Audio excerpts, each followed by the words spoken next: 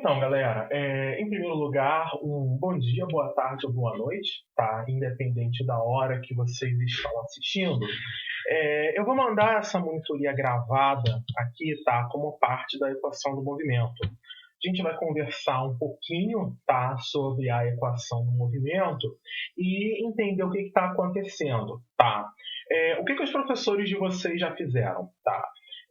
Só para ficar aqui grande, o que os professores de vocês já fizeram? Eles já conversaram sobre a parte da dedução, tá? Então, vocês fizeram a questão do balanço de força, conversaram sobre taxa de quantidade de movimento, fluxo de quantidade de movimento, tá? Conversamos sobre transferência de quantidade de movimento molecular e convectiva, além da contribuição da pressão e da aceleração da gravidade, tá? Tudo isso tá com um bocado de matemática, tá? E também algumas identidades lá do cálculo vetorial, é o que a gente transforma, tá? Na equação do movimento. E por que a gente faz a equação do movimento, tá? Uma coisa importante que a gente vai obter a partir da equação do movimento vai ser o perfil de velocidade, tá? Geralmente, esse é um objetivo muito comum nas questões da equação do movimento, determina o perfil de velocidade. Quase sempre a gente vai encontrar essa frase lá. E por que o nosso perfil de velocidade que a gente vai obter, ele acaba sendo essa questão tão importante? Ele atua, aliás, rebobinando um pouquinho, lembra que na equação dos fenômenos de transporte, tá? Cada fenômeno de transporte tem uma grandeza que ele considera importante.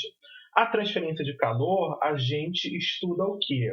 É a distribuição de temperatura, tá? Então, o nosso objetivo na transferência de calor é estudar a temperatura. A diferença de temperatura é a força motriz, tá? Na transferência de massa, o que a gente vai ter? A gente vai estudar a distribuição de concentração, tá? E na mecânica dos fluidos, a gente vai estudar a distribuição de velocidades, tá? Que está relacionado lá com a quantidade de movimento. Então, quando você conhece o perfil de velocidade, fica fácil você estudar a quantidade de movimento. E, além disso, tá? O que você ganha quando você consegue o nosso perfil de velocidade? Você abre uma caixa de Pandora para todas as outras coisas que você quer conhecer sobre esse escoamento. Então, ele age como um nexo, ele age como um centro de todas as outras coisas. Então, se você conhece o perfil de velocidade, fica fácil você estudar o perfil de pressão, fica fácil você estudar, por exemplo, o perfil de tensão, fica fácil você estudar as pressões que atuam, fica fácil você estudar torque, fica fácil você estudar todas as outras grandezas que atuam no seu escoamento. E por isso que a gente chama bastante atenção para essa questão do perfil de velocidade, tá? Então, vamos voltar aqui para as nossas anotações, se o computador colaborar. O que é a equação do movimento? A equação do movimento é o seguinte, tá? É ρ, tá? Derivada substantiva da velocidade com o tempo, também conhecido como aceleração do fluido, tá? Isso será igual a menos o divergente do tensor-tensão menos o gradiente de pressão, tá? Mais ρg, tá? Vamos lá, então. Quais são alguns pontos que a gente tem que entender aqui? A gente não pode esquecer nunca da onde essa equação do movimento sai, tá? Da onde saiu? A gente realizou um balanço de forças, tá? Nós realizamos um balanço de forças, tá? No volume de controle, tá? E força é o quê? É massa vezes aceleração. A força é um vetor. Então, nada mais justo do que realizar o balanço em uma grandeza vetorial, você receba de volta um resultado que seja vetorial, tá? Ou seja, a equação do movimento ela é vetorial. Em outras palavras, a gente pode pegar isso daqui e obter equações, tá? para cada uma das direções do nosso sistema de coordenadas. Tá? Outro ponto importante é essa questão justamente do sistema de coordenadas. Tá? E eu vou chamar a atenção para isso agora. Tá? Então, nós vamos ter aqui a questão do sistema de coordenadas. Na mecânica dos fluidos, a gente já conversou bastante sobre isso nos encontros passados. Nós vamos ter essencialmente três sistemas de coordenadas. Tá? Sistema de coordenadas retangulares, x, y, z. Sistema de coordenadas cilíndricas, r, θ, φ, e sistemas de coordenadas esféricas, já acabei fazendo confusão aqui.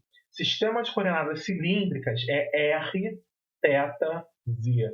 E o sistema de coordenadas esféricas é r, θ, φ. Pronto, agora está correto, tá? Essencialmente significa o quê? Que eu vou ter uma componente da equação do movimento na direção x, uma componente na direção y e outra componente na direção z. Eu vou ter uma componente na direção r, outra componente na direção θ e outra componente na direção z. Tá? E por assim vai estar independente do sistema de coordenadas que eu estou usando. E existem tantos sistemas de coordenadas como existe gente na Terra. Tá? Mas os sistemas de coordenadas mais comuns, tá? Embora existam muitos sistemas de coordenada, o mais comum para a gente aqui na mecânica dos fluidos, na disciplina IT 352, é o sistema de coordenadas retangular e o cilíndrico. Perdão. O sistema de coordenadas esféricos a gente não costuma mexer muito. Por quê? Porque acaba que o equacionamento fica um pouquinho complicado, tá? Porque começa a aparecer, tá? Eu não sei se vocês lembram do cálculo 3, onde a gente ensinava a fazer a transformada do sistema de coordenadas para outro.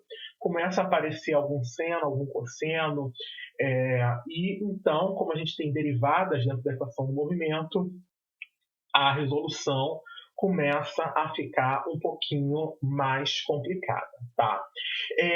Vamos lá. Dito isso, outros pontos que a gente tem que trocar é o seguinte, tá?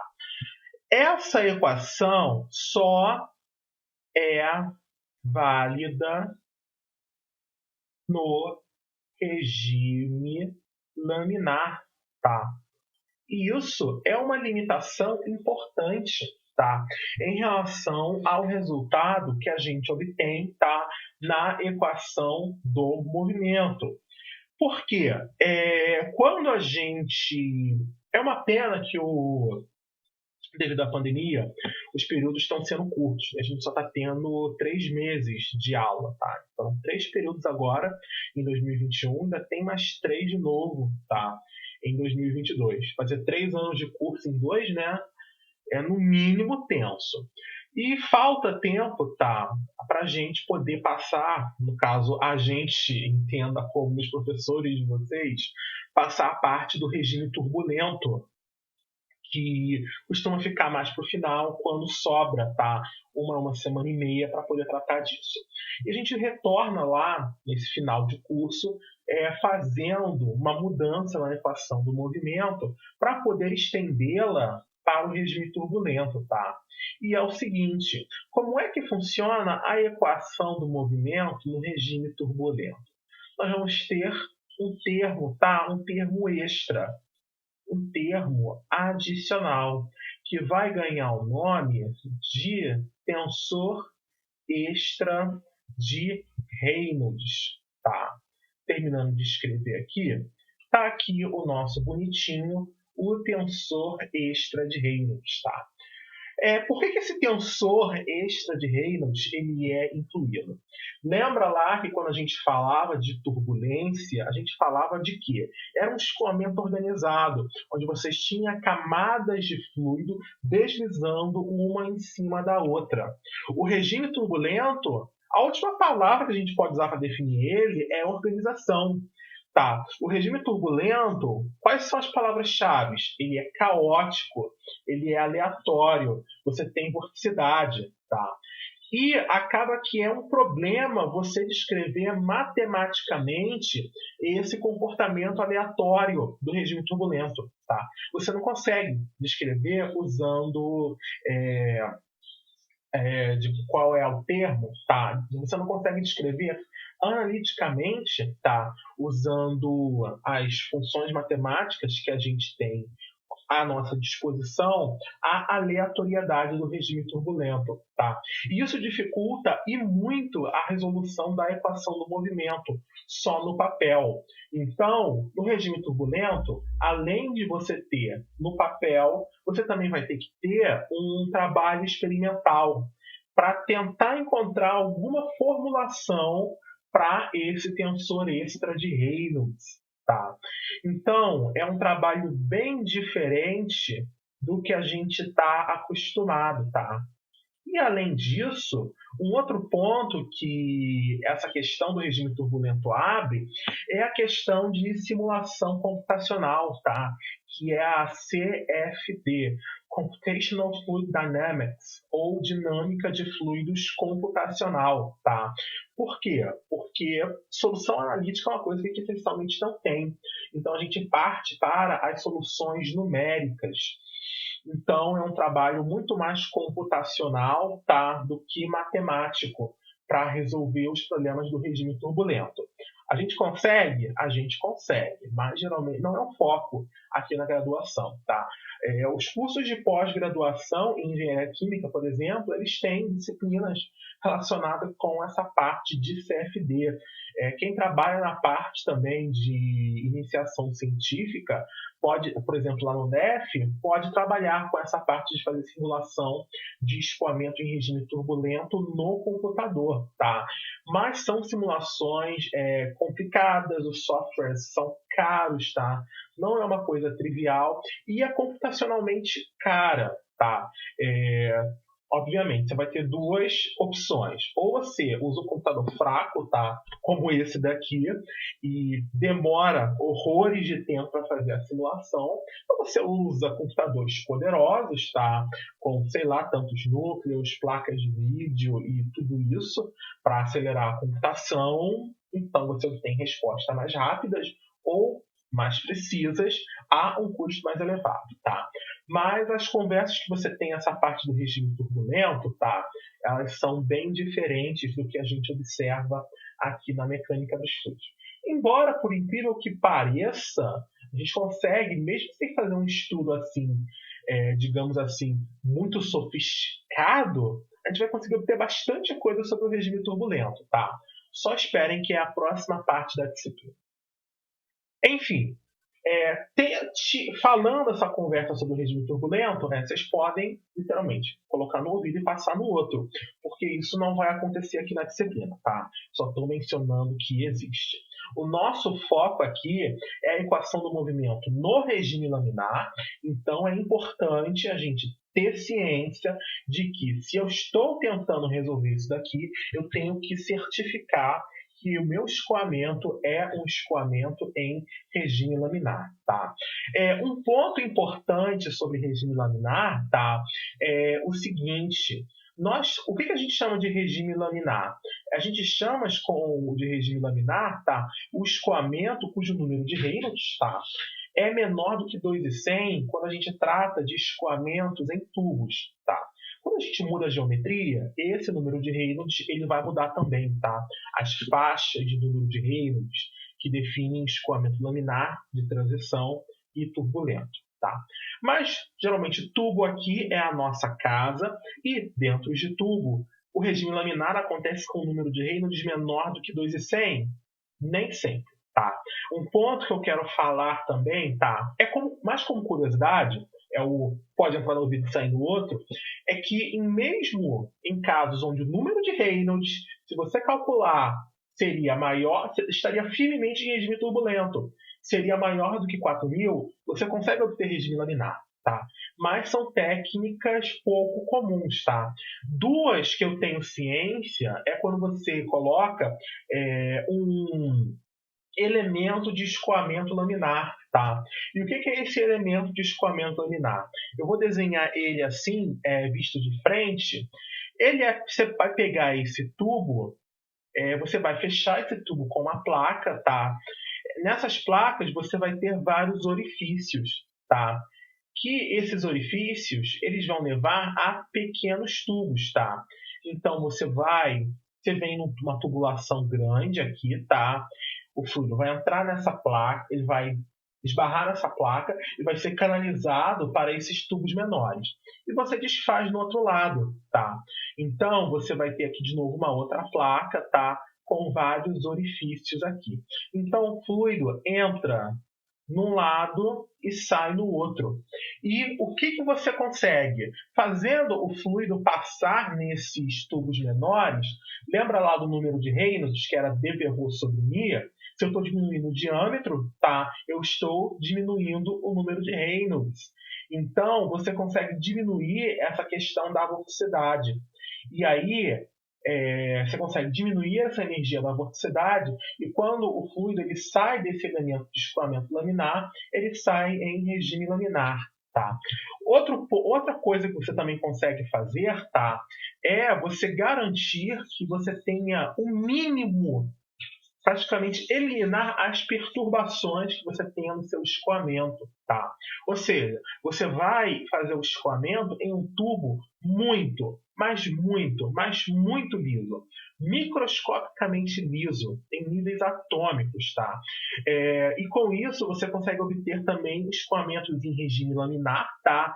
Mas cujo número de Reynolds é maior do que 4.000. Outra questão que você consegue fazer é através do uso de aditivos.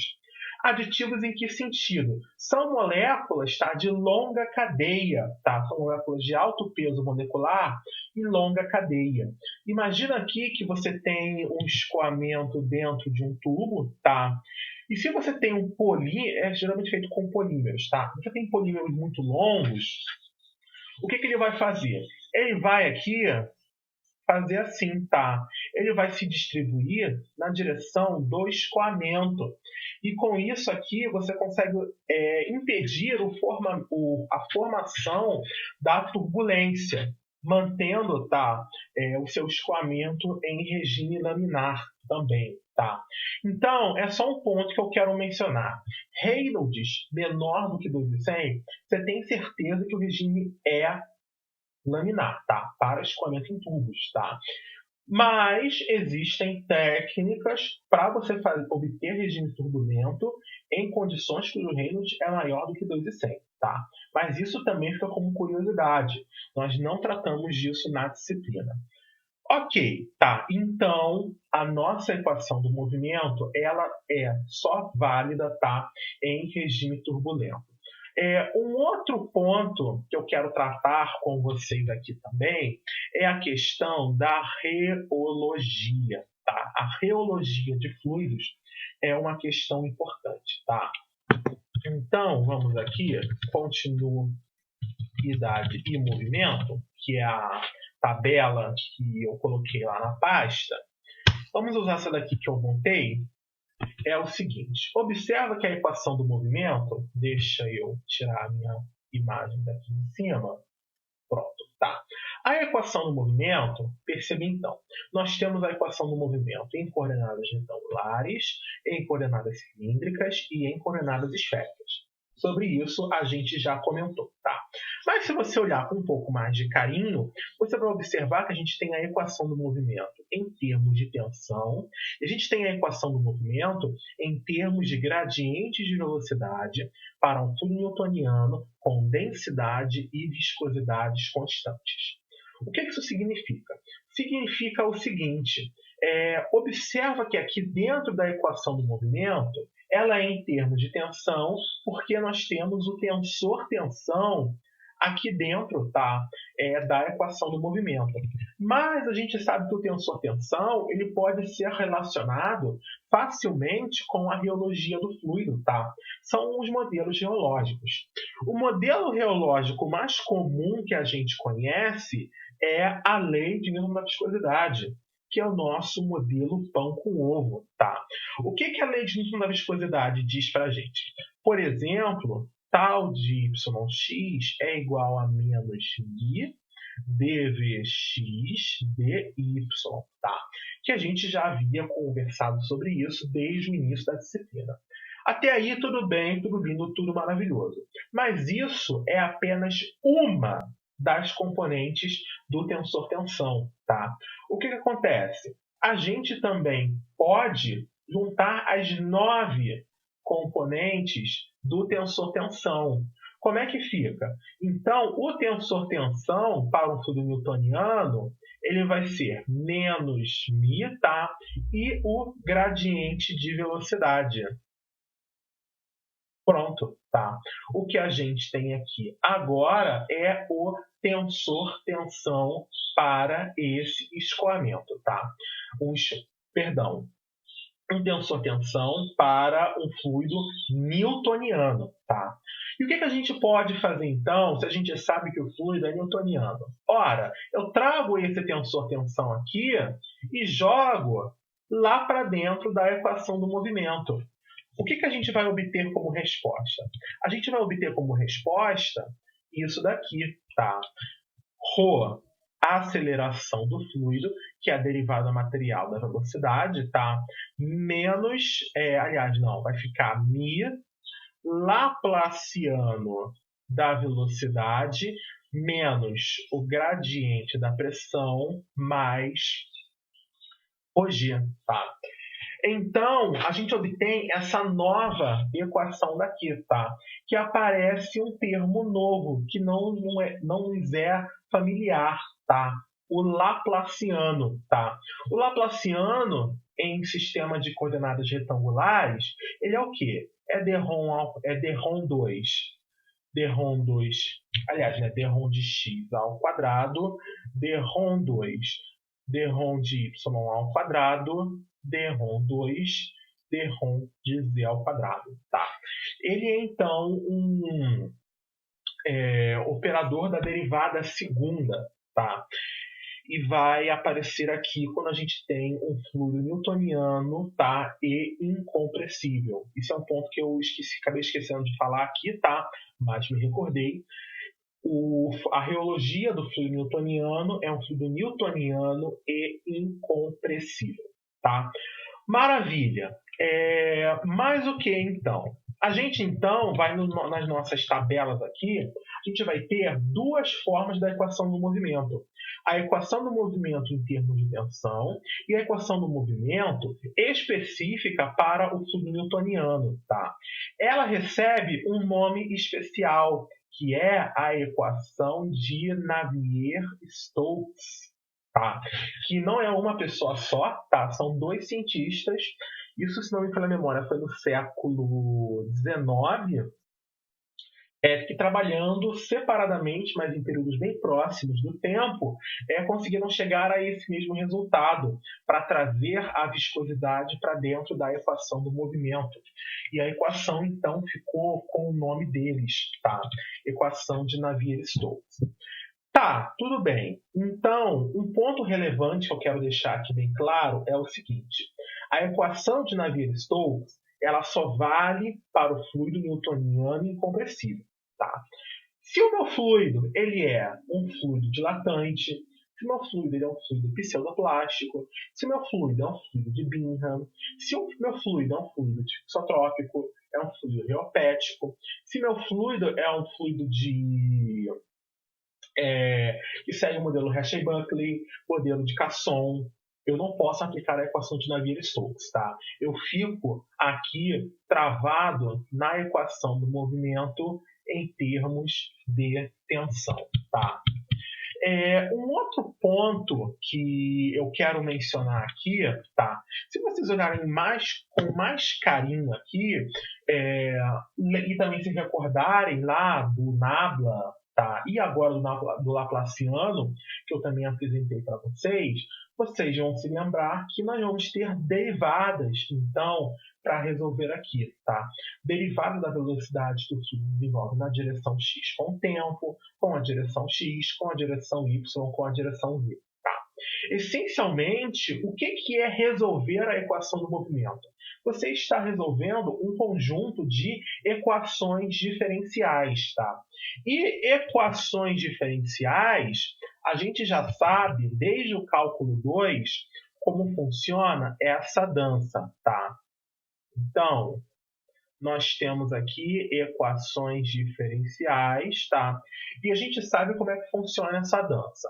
Nós vamos obter uma solução geral, tá?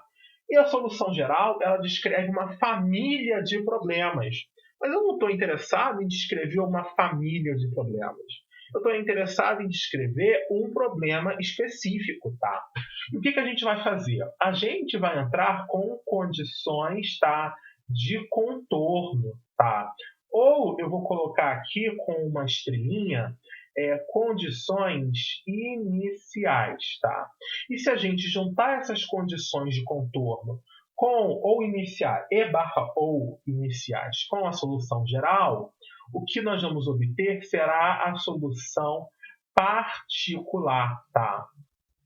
Que é específica para o problema que nós estamos resolvendo. Em outras palavras, o nosso trabalho aqui, quando a gente fala vamos resolver a equação do movimento, a gente vai resolver a equação diferencial, tá? Obter uma solução geral, aplicar condições de contorno ou e/ou iniciais nessa solução geral para obter uma solução particular, tá? Então, o que eu vou falar com vocês? Um ponto importante quando a gente fala aqui é essa questão de condição de contorno e condições iniciais, tá? Eu já vou falar aqui de cara, por que eu coloquei a condição inicial aqui com uma estrelinha? Porque você vai ter, ao mesmo tempo, condição de contorno e condição inicial no seu escoamento, tá? Ou seja, a velocidade ela vai depender da posição e do tempo. Então, você vai ter uma função com pelo menos duas variáveis, tá? Ou seja, você vai ter equações diferenciais parciais, cuja solução a gente já sabe que não é uma coisa trivial, tá? Só para mostrar, tá? Tem como aqui, vamos ver aqui em métodos, é só porque eu estou digitando aqui, tá? No computador, tá? Espera aí. Se eu apertar essa tecla aqui, não, tá, ótimo, tá. Por exemplo, isso aqui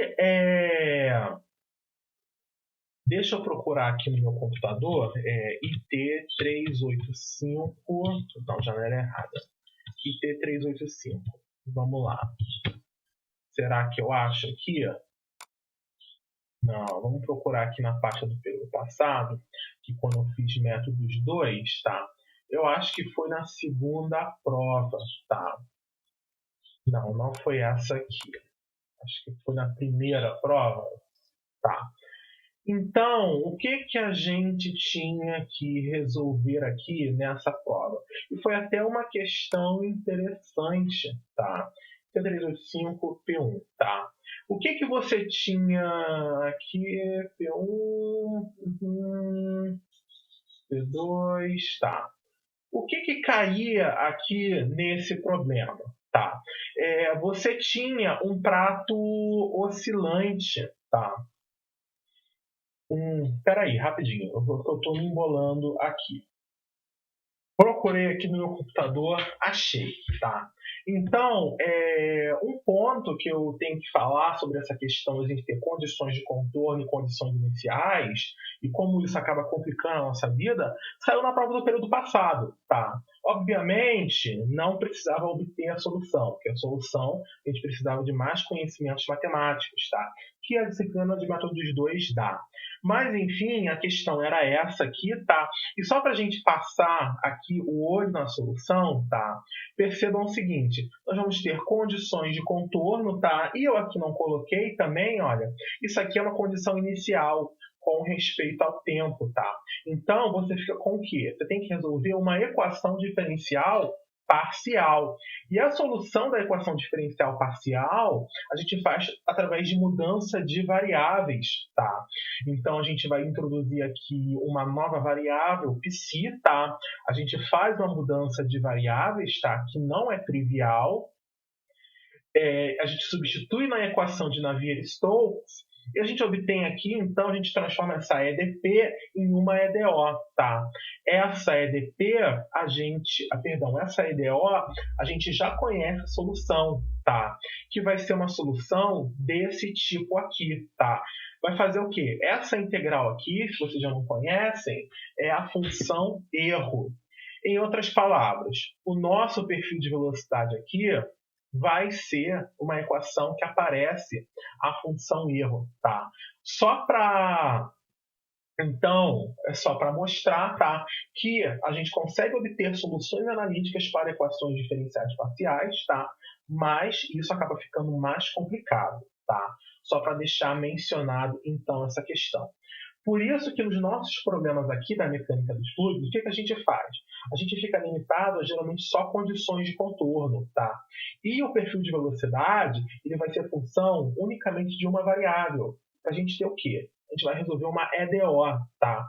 E não é por ser EDO que achem que vai ser uma coisa simples, tá? A gente consegue suar pra caramba só resolvendo EDO, tá? Mas fiquem cientes que isso vai ficar uma coisa, tá? Mesmo assim vai ser complicado. Então, já que nós temos que resolver equações diferenciais que vão precisar de condições de contorno, quais são as condições de contorno comuns para os problemas, tá, da mecânica dos fluidos? Nós vamos ter 3 tipos de condições de contorno aqui, tá? A primeira condição de contorno que eu vou falar é a famosa condição de não deslizamento. Condição de não deslizamento, que também recebe o nome condição de aderência, tá? E no inglês a gente chama ela de no slip boundary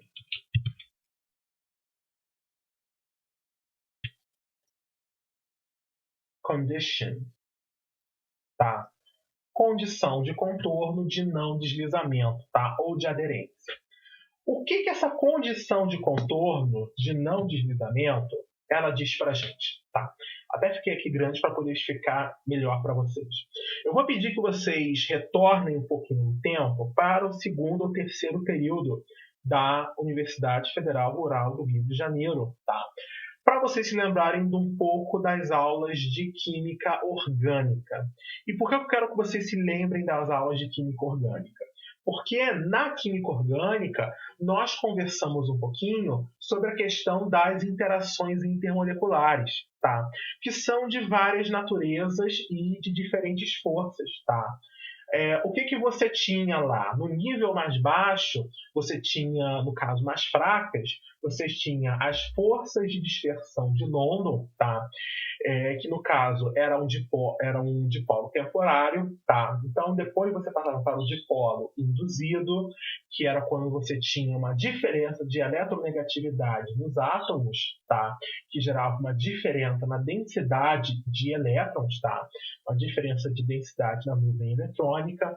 Você passava do dipolo induzido para o dipolo permanente, tá? Você também passava pela ligação hidrogênio, quando você tinha um hidrogênio ligado a um átomo extremamente eletronegativo, tá? Como flúor, oxigênio e nitrogênio. E, por fim, você chegava lá, tá? O nível mais alto para a gente na química orgânica era a ligação iônica, que ao invés de você ter regiões mais densas ou menos densas, tá, do ponto de vista da nuvem eletrônica, você tinha a formação de cargas, tá? Você não tinha mais elétrons ou menos elétrons. Os elétrons deixavam a nuvem eletrônica de um átomo para ir para outro, tá? E isso dava uma ligação muito mais forte, tá? Imaginem, por exemplo, tá? O que é geralmente esse tipo de ligação é capaz de solubilizar compostos químicos que geralmente não são solúveis, tá? O que você, por exemplo, em remédios você encontra? Você encontra o cloridrato, tá? Que é a base conjugada com ácido clorídrico, tá? Por exemplo. Para quê? Porque aquela substância geralmente não é solúvel em água, e a gente é 70% água. Mas quando você transforma no sal, tá? Você tem uma ligação iônica e essa ligação iônica ela é muito mais forte, tá? Tudo bem, depois desse vale a pena ver de novo da química orgânica, eu quero que vocês lembrem do seguinte: essas interações intermoleculares não é porque a gente saiu da orgânica que agora elas pararam de ser válidas na mecânica dos fluidos, tá? A gente vai observar o seguinte: essas interações intermoleculares, elas ainda serão observadas, tá? Entre as minhas partículas de fluido e a parede do material da minha tubulação, por exemplo, ou se é um escoamento sobre placa, com a parede da minha placa.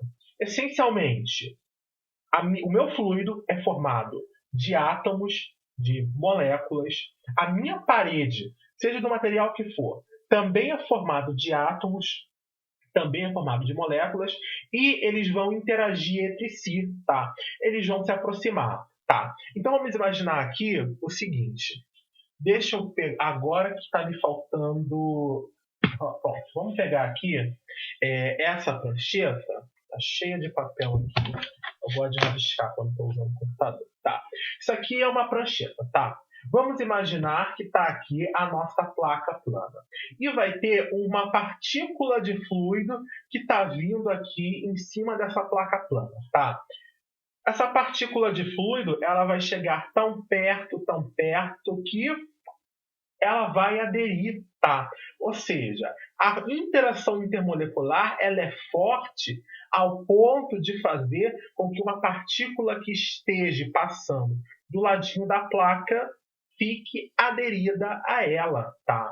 E essa adesão faz com que, ora, a minha placa está parada, a minha partícula de fluido ela chega, encostou na placa, parou, tá? Por quê? Porque a partícula de fluido que está em contato com a minha placa sólida adquiriu a velocidade do sólido, tá?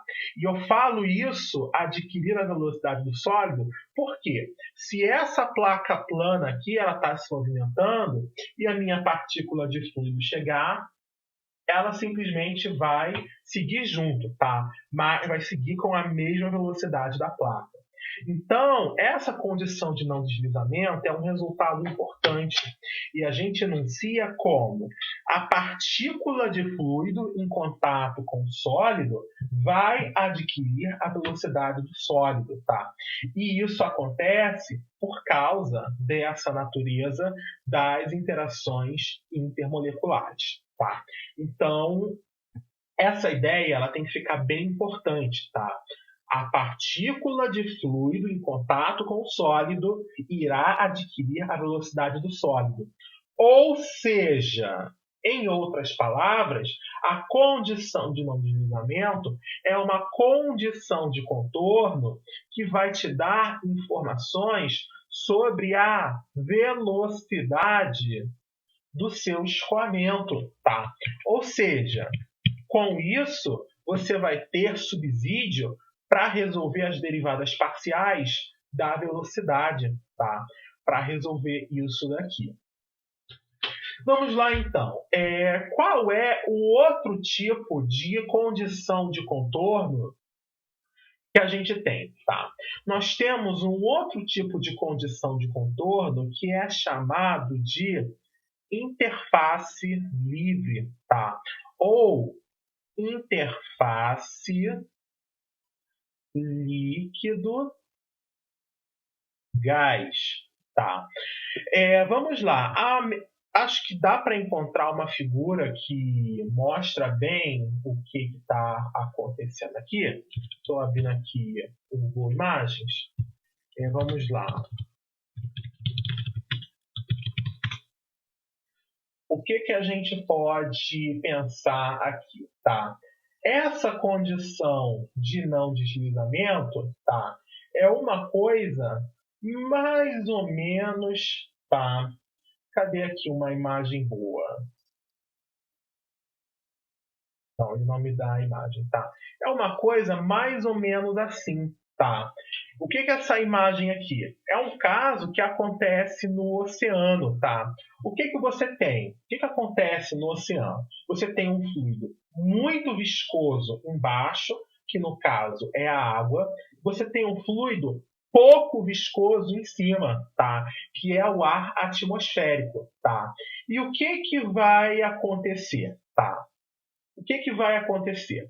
A gente vai propor o seguinte, tá? O que isso aqui está acontecendo? Por que você obtém ondas, tá? Para você obter onda, você tem que ter o vento, tá?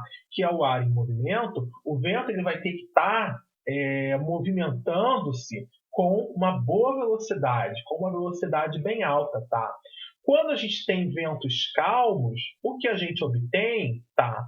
É uma coisa que é mais ou menos assim, tá?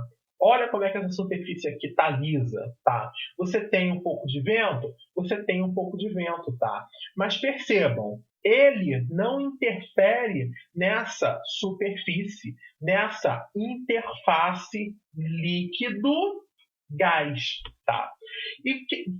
O que está acontecendo aqui então? Eu estou falando que não interfere. Trazendo essa ideia para a mecânica dos fluidos é o seguinte: como a gente tem uma diferença de viscosidade muito grande entre o líquido e o gás, o que acontece? É complicado, tá? Acontece? Acontece. A gente tem aqui as imagens para provar que acontece, tá? Mas é um pouco complicado a gente transferir quantidade de movimento desse gás para o líquido, tá? Você pode tentar soprar em cima, mas o fluido que está embaixo, o líquido, ele vai sofrer muito pouco movimento, tá?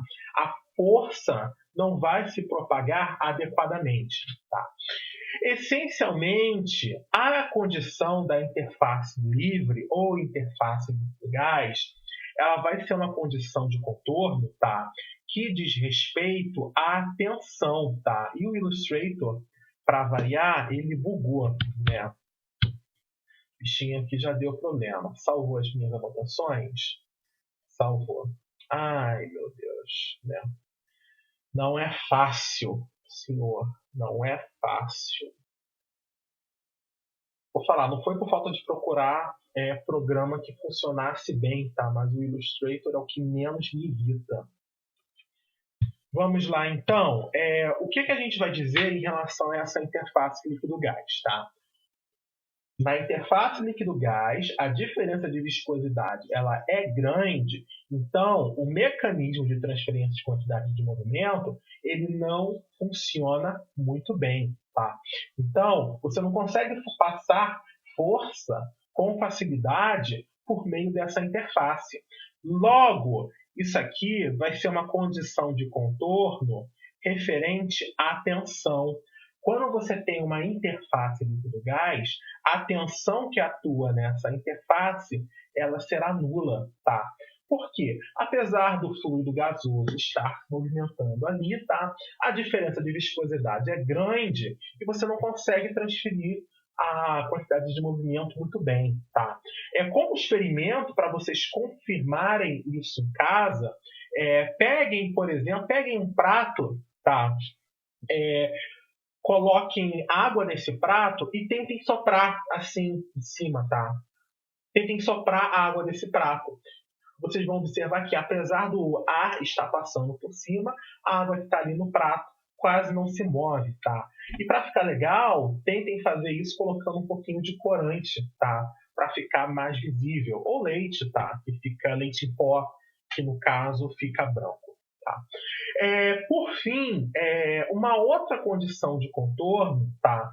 É uma condição de contorno pouco comum, tá? Mas a gente menciona, tá?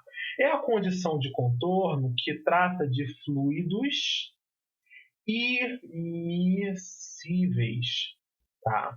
Essencialmente, quando é que você vai observar essa condição de contorno? Quando você tem, dentro de um tubo, por exemplo, você tem dois fluidos escoando dentro do tubo, tá? Você vai ter um fluido mais denso, que fica embaixo, e você vai ter um fluido menos denso, que fica em cima, tá? Vamos fazer aqui um desenho só para contextualizar. A gente vai ter uma coisa mais ou menos assim, tá? Embaixo fica um fluido mais denso, tá? Aqui. E em cima fica um fluido menos denso, tá? Essencialmente, o que vai acontecer então? Você vai ter aqui, nessa interface do gás, uma camada de fluido vai estar aderida com a outra, tá? Essencialmente, nessa interface aqui, que eu marquei de preto, onde um fluido está em contato com o outro, eles são immiscíveis, não se misturam. A velocidade do fluido preto, que eu vou chamar de V1, será igual à velocidade do fluido cinza, V2, tá? Que é menos denso. Essa condição de contorno aqui, eu simplesmente falo por falar, tá? Mas é pouco comum aqui nos nossos problemas de mecânica dos fluidos. Então, só para a gente não esquecer, tá, das condições de contorno, tá? Então, saber o que elas são e conseguir identificar é um passo essencial para resolver os nossos problemas da equação do movimento, tá? E, digamos assim, também muitos dos problemas de fenômenos de transporte, tá?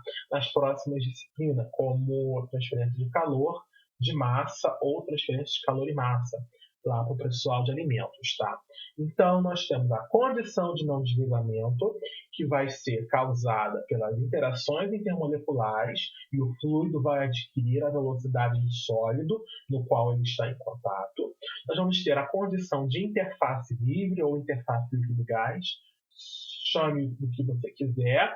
A diferença de viscosidade entre o líquido e o gás vai fazer com que o mecanismo de transferência de quantidade de movimento não seja eficiente, fazendo com que a tensão que atue na interface seja nula. E, por fim, a condição de contorno que a gente não usa, quando você tem fluidos immiscíveis, a interface de contato entre esses dois fluidos vai ter a mesma velocidade para ambos os fluidos. Perfeito? Essas serão essencialmente, são três, as duas primeiras, tá? São as condições de contorno mais importantes que a gente vai ter aqui, tá? Na aplicação da equação do movimento. Vamos lá, já estamos aqui acabando, tá? Essa parte rápida é só para explicar como é que a gente vai resolver os nossos problemas, tá? Isso aqui é preto? É preto, sim. Tá, é preto, preto, preto. Tô jurando que eu tô vendo cinza, tá? Mas, enfim, um outro ponto que último ponto que eu vou passar aqui, tá? Vai ser, eu só vou passar, tá? Agora já expliquei tudo. Eu só vou falar como é que a gente vai resolver agora os nossos problemas da equação do movimento, tá? Por quê? São muitas coisas que a gente vai discutir, tá? Então, eu prefiro me organizar em um passo a passo, tá? Eu já quero adiantar que esse passo a passo, de nenhuma maneira, ele é obrigatório, tá? Se você fazer de uma maneira diferente, se você seguir de uma outra ordem, não vai afetar o seu resultado, tá? Algumas coisas a gente vai ter que fazer, independente se você quiser seguir o meu passo a passo, quiser fazer de outra maneira, algumas coisas vão se manter comuns, tá? Fazem parte da resolução do problema. Eu só estou fazendo dessa maneira porque é uma maneira da gente manter o pensamento organizado aqui na cabeça, tá? Porque vai ter bastante coisa acontecendo e é fácil se enrolar agora no início, em especial quando vocês não têm familiaridade para resolver os problemas, tá? E eu falo isso porque, quando vocês obtêm familiaridade, você bate o olho no problema, você já enxerga as condições de contorno, e você já simplifica a equação do movimento, e você só parte para a resolução da equação diferencial. Tá? Você faz isso em questões de segundos. Tá? Mas quando a gente não tem familiaridade, é importante a gente entender, tá, essas etapas para conseguir simplificar corretamente a equação do movimento, tá? Porque isso, sem sombra de dúvida, vai influenciar no resultado que a gente vai obter, tá? A primeira coisa que a gente vai fazer, tá, nos nossos exercícios, a primeira etapa vai ser definir o nosso sistema de coordenadas, tá? E aí a gente vai ter as três opções. coordenadas retangulares, coordenadas cilíndricas e coordenadas esféricas. No geral, a gente fica aqui entre coordenadas retangulares e esféricas, tá? E aí você vai ter que olhar para a geometria do problema para identificar o sistema de coordenadas mais adequado, tá? Outro ponto que a gente vai ter que fazer aqui, escolhido o sistema de coordenadas, nós vamos ter que posicionar a origem do sistema de coordenadas, tá? E aí a gente volta com uma questão, eu sempre fui bem enfático com essa questão de posicionamento de origem lá na parte de conceitos básicos. Por quê? Porque ela vem bater aqui na porta agora, tá? Então, a gente vai discutir bastante essa questão de posicionamento da origem do nosso sistema de coordenadas, tá? Por quê? Se eu posicionar a origem, não vou errar no meu problema, tá? Mas eu posso acabar complicando a minha vida, porque pode ser que algum sinal ou outro mude, e se eu não prestar atenção, pode ser que eu esteja arrumando corda para me enforcar sem necessidade, tá?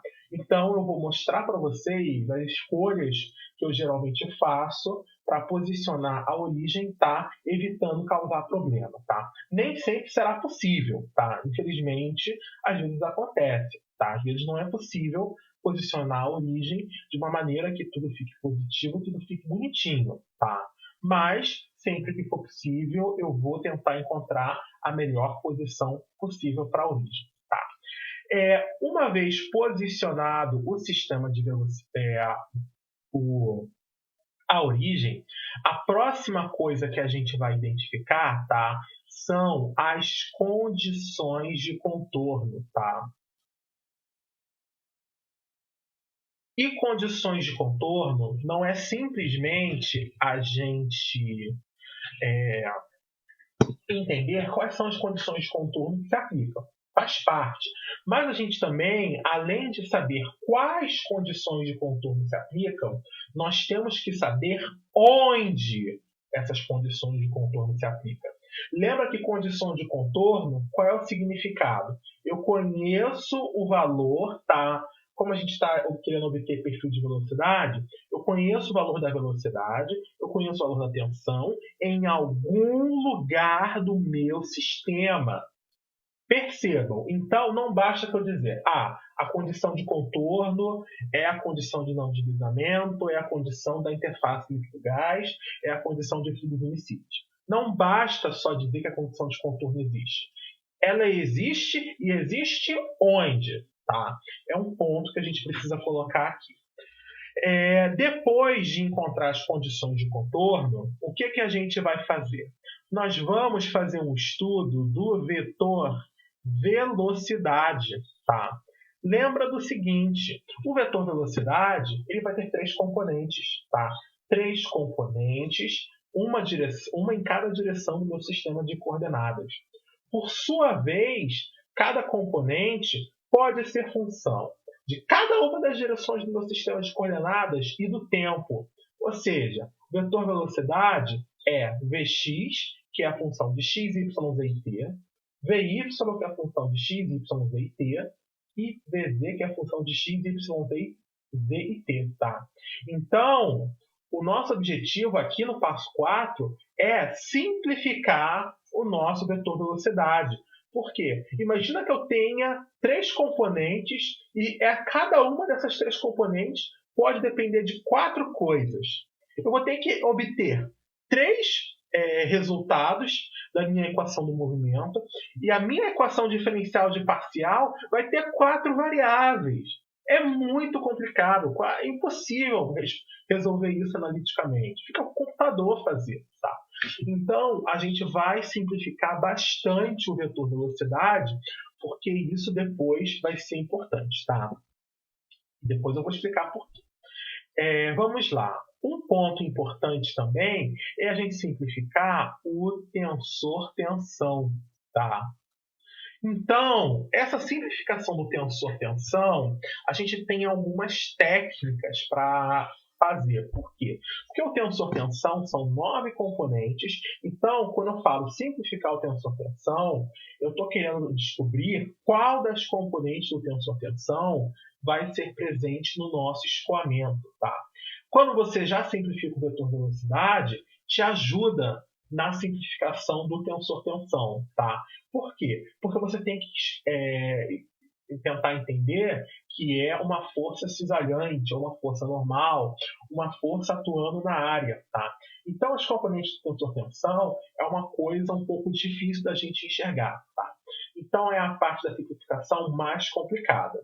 No geral, a gente consegue diminuir bastante, mas se você está, por exemplo, vendo esse vídeo e quer dar uma estudadinha antes da quarta-feira, não esqueçam que a notação indicial ela vai ser sumordial, tá? Para a gente conseguir resolver esses problemas. Tá? Então, aqui eu vou colocar tensor-tensão e também colocar aqui do lado a notação indicial. Tá? Aquela história de normal ao plano de aplicação da força e a direção da força. Tá? Isso ajuda a identificar qual componente do tensor-tensão atua no nosso escoamento. Perfeito. Dito isso, tá? A etapa 6, a gente faz uma análise prévia que demora 5 etapas. A etapa 6, a gente vai ver a simplificação, tá?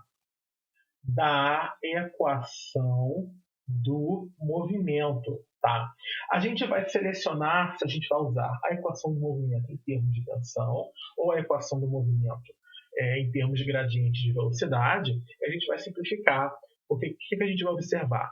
Muitas das derivadas ali, elas não vão existir, o que ajuda bastante a nossa vida. Tá?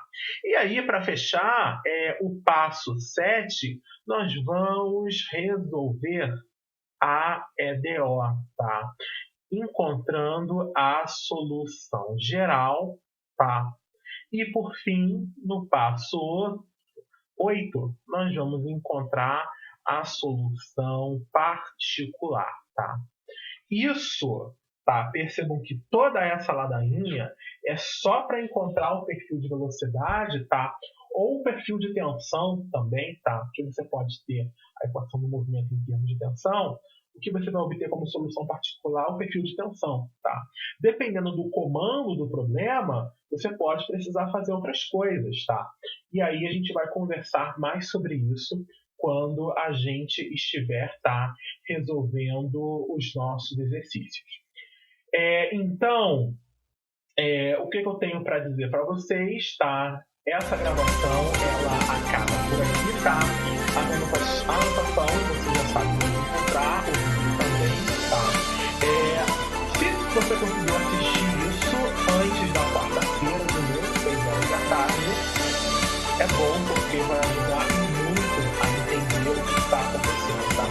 Os exercícios estão na frente. Então, é isso. Muito obrigado pela paciência e até a próxima.